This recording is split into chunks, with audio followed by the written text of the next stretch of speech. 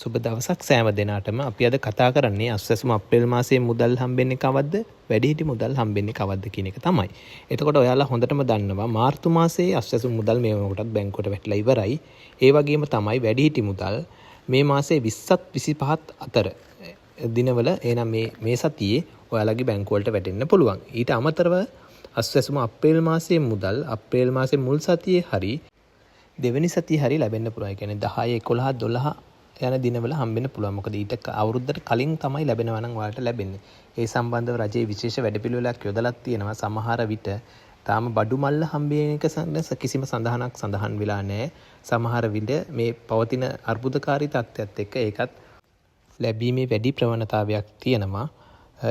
ඊට අමතරව අසත්‍ය තොරතුරු ලබා දීලා අසසුම ලබාගත් අයගේ අසසුම කැපීමේ අවදානමක් තියෙන අනිවාර්යයෙන්ම කැපෙයි. මොකද අසත්‍ය තොරතුරු ලබා දීලා බොරුවට මුදල් ලබා ගැනීම වැරදි ක්‍රියාවක්. මේකින්ද අසසුම කැපෙන්න ඉඩ තියෙනවා.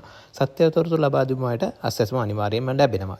ඒ වගේම මේ වගේ තොරතුරු තවත් එසැනින් ලබා ගැනීමට අප YouTube channel එක හා සම්බන්ධ වෙන්න කියලා ඉල්ලා සිටිනවා.